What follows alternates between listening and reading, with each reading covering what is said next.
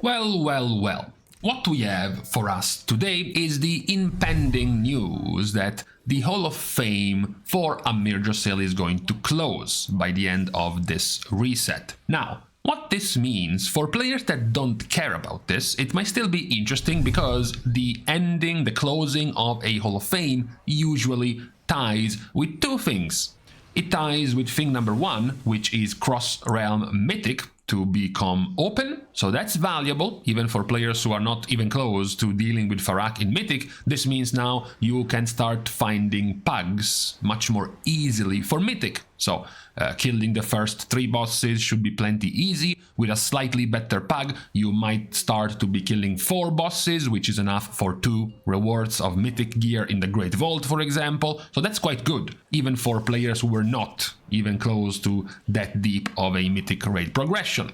The second point, and this one is perhaps more relevant for players still progressing the raid, is that usually the closing of Hall of Fame also ties with the nerfs to the end game bosses, in this case Fyrakk, considering Tindral has also already been nerfed quite a bunch. So this also leads to some leaks, some potential whispers about what is Fyrakk going to be getting this reset in terms of nerfs. Now, you might not know much about the Mythic version of Fyrakk, but you probably do have an idea, even just from the Heroic version, and quite a few of these nerfs are significant in terms of easing the encounter. You have, besides the 5% boss HP, which is always nice, you have blaze damage reduced and 1 less pair of players selected, which is almost like over 30% less damage done by this ability. Dispels coming out half as fast in P1. That's a very stressful release for healers that don't have to be nearly as obsessed at dispelling and also save way more mana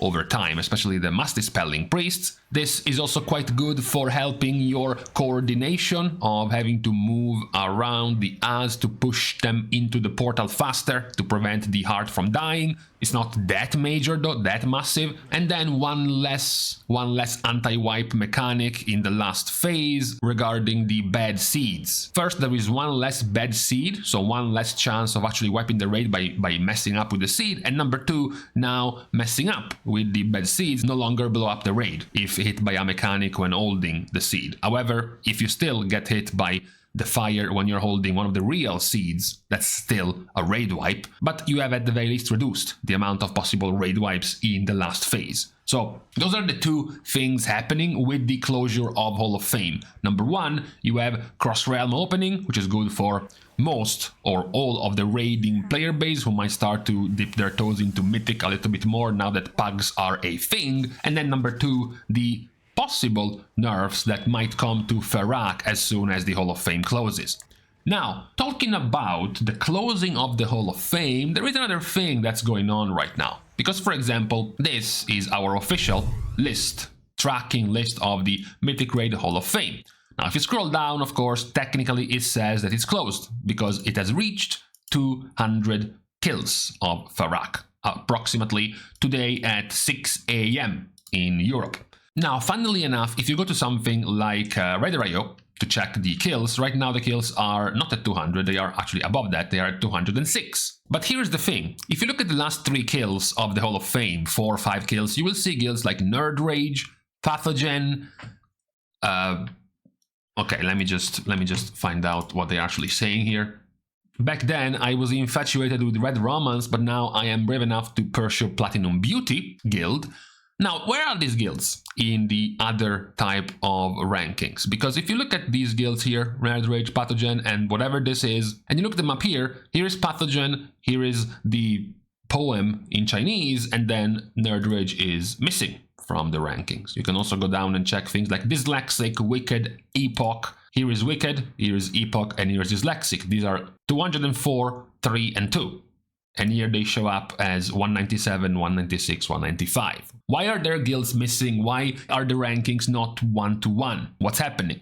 What has been happening is that throughout this tier, in the past at least 2 to 3 weeks, Blizzard has been doing something you might have heard of before last tier and even in Vault, and perhaps even in previous expansions, which was cleaning up certain guilds that would do the so-called piloted boost. What that entails is you, as a guildmaster, pay a different guild who has already achieved Hall of Fame, already kills the last boss for fun, and then those guild's players get access to your guild's characters to pilot them inside the raid and clear the raid for you. This creates some pretty clear results when you look at the difference. In Taiwan, which is now the only basically live server over near China after the Chinese servers were shut down, you can find guilds with a pretty decent and logical progression curve, like this one, for example. They start playing when the tier is released, they kill the bosses bit by bit. The harder they become, the more time they take to clear the bosses, right? This seems like an organic, healthy progression for this guild right here, for Ichichen, right? Also this guild as well. That profit, you see the progress, it's more or less in line with what you would expect the time that you would take to defeat these bosses.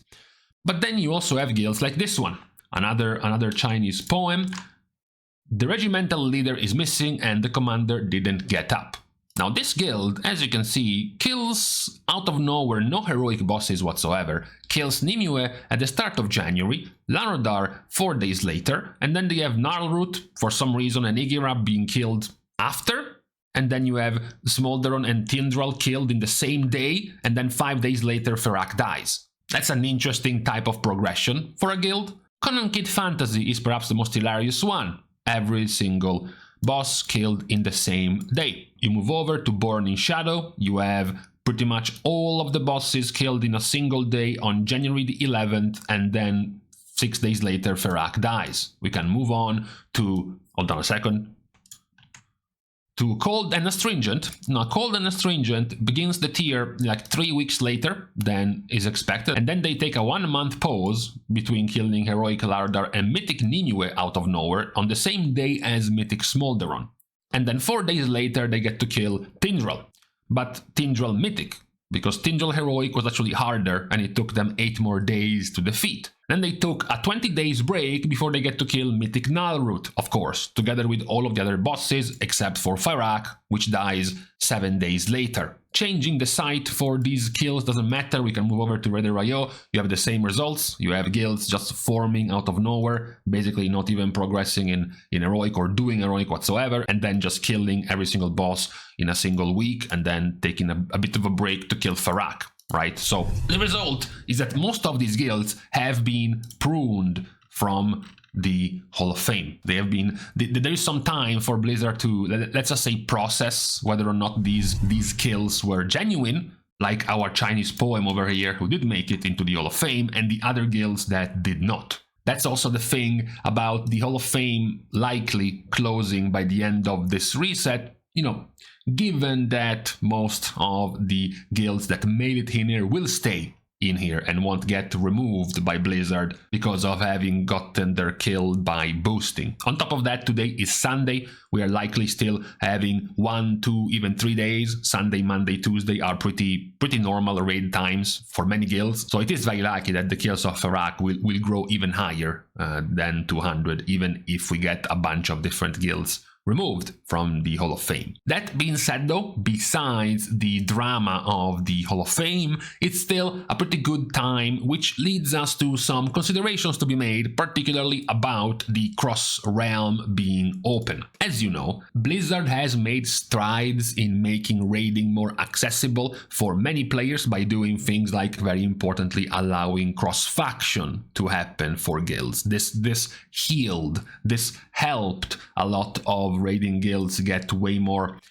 progress through, even alliance side. Of course, if you look at the total rankings, you still see most of the guilds being based in Horde side than compared to alliance. But many of the characters now are more freely be able to be alliance side inside of these Horde guilds. But the other thing that perhaps annoyed players or found it as a little bit of a restriction was the cross-realm still being closed for the entirety of the duration of Hall of Fame. So in this case it would be about 3 months into the tier still not allowed to cross-realm raid. That perhaps is a feature that might or should have come out a little bit earlier than we have gotten in this tier.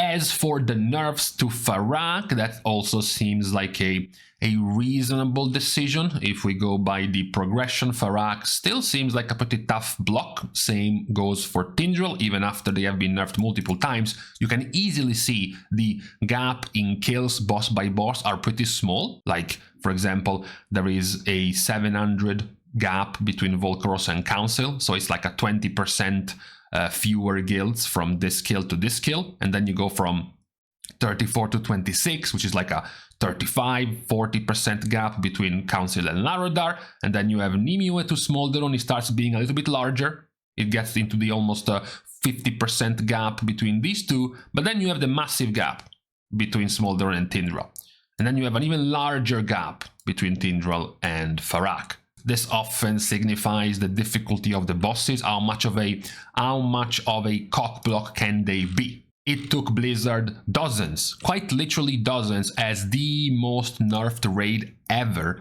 in Sepulcher to get a curve of kills like this. You wouldn't think, if you never played this nightmare, you wouldn't think that the raid was so unbalanced by looking at the kills. Look at how smooth it became.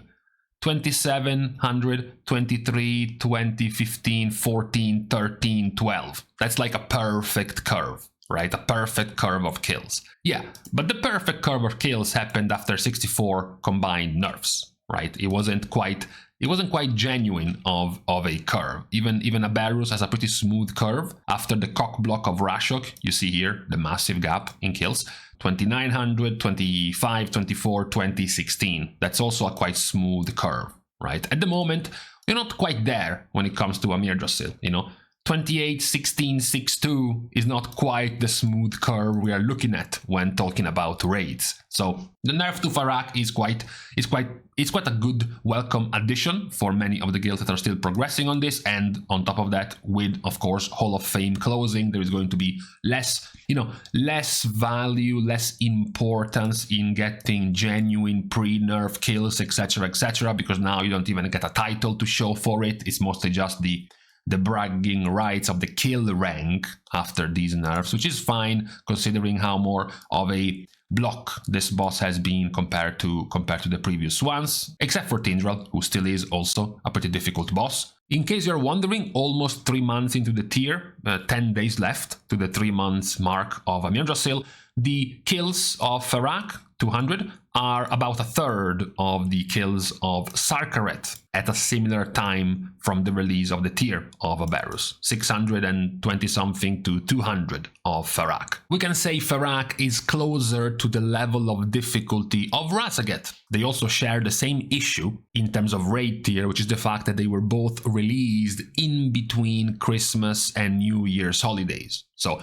within the same almost 3-month mark, Fyrakk is at barely 200, whereas Razaget was at 300, barely. So it's closer to that level to that gap of difficulty of bosses. But in the end, this is what is planned to happen by the end of this reset. We can say planned to happen because neither the closure of Hall of Fame and the actual nerfs to Fyrakk are 100% guaranteed and confirmed, but it is the likely result of what is going to happen by the end of this reset. That's the bit of news we have for today related to, for this time around, raid-focused bit of news on this Sunday. So, with this out of the way, we are now taking our leave, as usual, by thanking all of the Patreon supporters for the contribution and the help to the growth of the channel, which can also, as usual, still be given completely for free. You can like and comment down below, as well as subscribe to the channel itself. And with these things out of the way, it's time to leave each other, because I have to finish this video and put it up on YouTube, and then I have to go out and buy some groceries before it gets too late,